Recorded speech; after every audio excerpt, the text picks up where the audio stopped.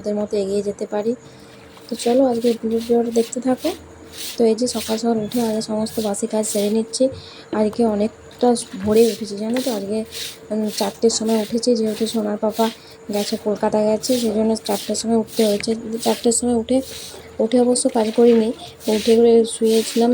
আগের ভিডিওটা একটু এডিট করছিলাম, তো এডিট করা হয়ে গেছে। এখন বাজে ওই 5টা 20 এরকম বাজে। তো এই যে উঠে করে বাসি কাজগুলো করে নিচ্ছি। বাইরে উঠোন ঝাড় দেওয়া, ধোয়া, ঘর মোছা সব তো আজকে যেহেতু একা হাতে সব কিছু করতে হবে। আর এতটা প্রচণ্ড গরম পড়েছে, প্রচণ্ড হারে। তো মামাও এখনও ঘুমোচ্ছে। পাপা যখন গেছে তখন উঠেছিল, কারণ ওকে না বলে যদি চলে যায় ও উঠের থেকে কাঁদতে থাকবে। অবশ্য আজ সারাদিন আমাকে জ্বালিয়েছে। পাপা চলে গেছে কলকাতা, আমাকে নিয়ে গেল না। ওকে যদি বলে যায় তাহলে, মানে কলকাতা যাচ্ছি বলে গেলেও এরকম করে। তো যাই হোক, বাইরের সব কাজ বাজ হয়ে গেছে, জল চলে এসছে। তো জলগুলো একটা বালতি ভর্তি হচ্ছে। তো তার আগে ঘরটাকে ঝাঁট দিয়ে দিই। আর উঠে যখন ভোরবেলায় সবাই উঠেছিলাম তখন ঘরের মশারিটা খোলা হয়ে গেছে। তো আর প্রচণ্ড গরম, মশারি খাটিয়ে রাখলে না হাওয়া পাওয়া যাচ্ছে না, পাখার হাওয়াটা একদম গায়ে লাগছে না। তো সেই জন্য ভোরবেলাতে খুলে দিয়েছি। তো এখন মাম্মাম ঘুমোচ্ছে এখনও, যেহেতু আমি যখন উঠলাম তার একটু আগে ঘুমিয়েছে। তো সেই জন্য এখনও ঘুমোচ্ছে, ওকে ডাকিনি। ও থাক, আমার কাজগুলো সব হয়ে যাক, তো তারপর ওকে ডাকবো। আর ওই জন্য আগে তাড়াতাড়ি ও ওঠার আগে না ওই জন্য ঘরটা মুছে নিতে হয়, নাহলে যদি ঘরটা ভেজা থাকে না একটুতেই স্লিপ করবে। আর ও ভেজা জায়গা এত পছন্দ করে, সেই জায়গাটাতেই দাঁড়িয়ে থাকবে পায়ে করে, ওই জায়গাটা বসে যাবে দরকার হলে। মানে বড় হয়েছে ঠিকই, আর কিন্তু সে ছোটোর থেকে যে জলের নেশা সেইটা ও কাটাতে পারেনি। তো যাই হোক, ঘর দুটো রুম বারান্দা সব কিছু ঝাঁট দেওয়া হয়ে গেছে, এখন ঘরটা মুছে নেবো। তো এই ঘরগুলো না প্রচণ্ড পিঁপড়ে জানো তো, সেই জন্য একটু ওই নিমাইল ফিনাইলটা দিয়ে যদি একটু ঘরটা মোছা হয় না। আমি দেখছি এই কিছুদিন তো এই ঘরগুলোতে আছি, এই বাড়িটাতে আর কি আছি। তো প্রথম দেখলাম খুব পিঁপড়ে হচ্ছে। এখন অবশ্য হয়েছে প্রতিদিন এই নিমাইলটা দিয়ে ধোয়া মোছা হচ্ছে বলে অতটা হয়নি। তো এই যে মুছে নিচ্ছে, এই ঘরটাকে মুছে নিচ্ছি, কারণ এক্ষুনিও উঠে যাবে। আর লাইটটা যেহেতু জ্বেলেছি না, এক্ষুনি ভাববে সকাল হয়ে গেছে, আমার উঠতেই হবে। উঠের থেকে চিৎকার করবে, তুমি আমাকে কেন ডাকোনি, সকাল হয়ে গেছে। তো যাই হোক, আমি যে তাড়াতাড়ি ঘরটা মুছে নিচ্ছি।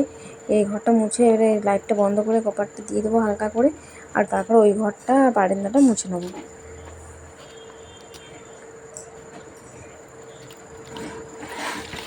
কারণ বসে বসে মুছতে না আমার খুব কষ্ট হয়, কারণ কোমরে খুব যন্ত্রণা হয় জানো তো। সেই জন্যে না, এই জন্য এই লাঠিটা করে মোছা হয়। এটা তাড়াতাড়ি হয়ে যায়, বসে বসে মুছতে হয় না, এটা তাড়াতাড়ি হয়ে যায়।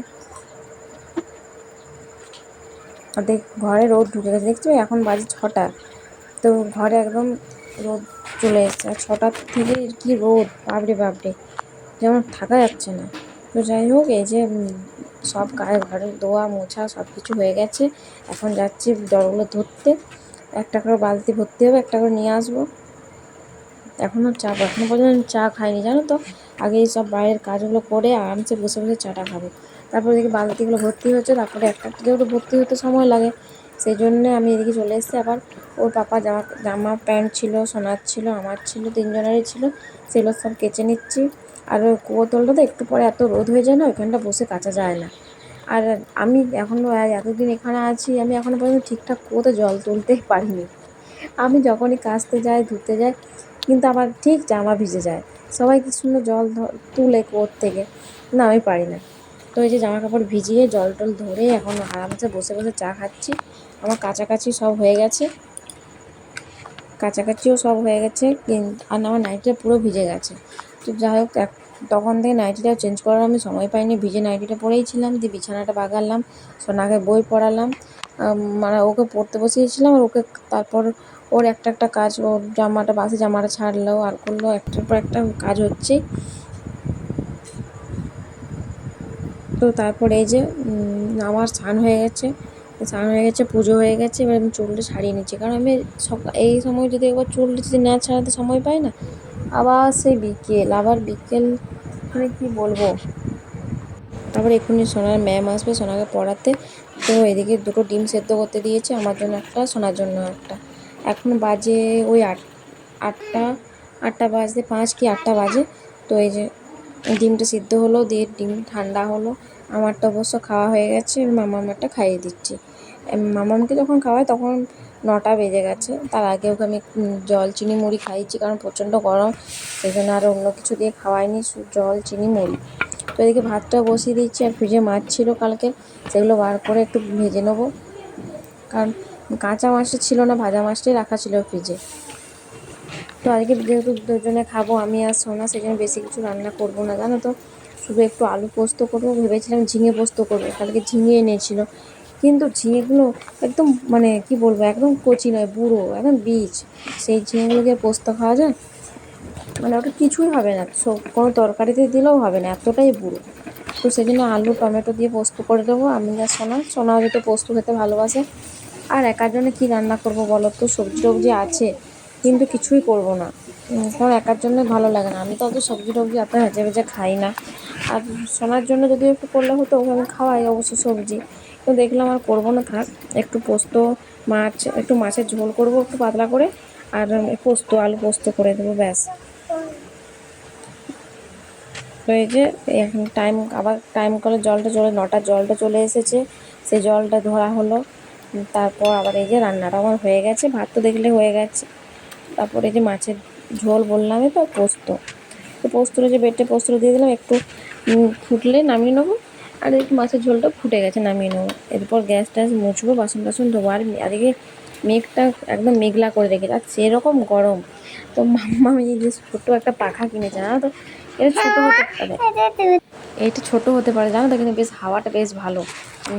প্রচণ্ড গরম লাগলে সোনাই যে ঘরে পড়ছে, ম্যাম এসছে, কপারটা দেওয়া আছে। তো আমি আর এখানে স্ট্যান্ড ফ্যানটা বার করলাম না, ওইটাই ও মামার পাখাটা একটু নিয়ে এলাম।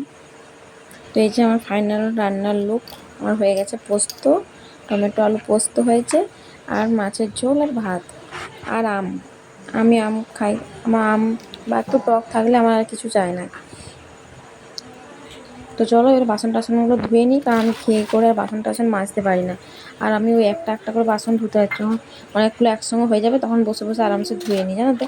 আর একটা একটা হলে আমার এত জল ঘাটতেও বিরক্ত লাগে। তো চলো যে বাসন টাসন, আর মেঘটা পুরো অন্ধকার করে এসছে, মেঘলা। তো এখন মামাকে স্নান করানো হলো, পড়া শেষ হয়ে গেছে, ওকে এবার ভাত খাওয়াবো। আমি দুজনে একসাথে একটা থালায় ভাত মেরে নেবো, ভাত খেয়ে নেবো। আর বাইরে অনেকগুলো জামা কাপড় মেলা আছে, সেগুলো আগে তুলে নিতে হবে, কারণ মেয়েটা পুরো অন্ধকার করে এসছে।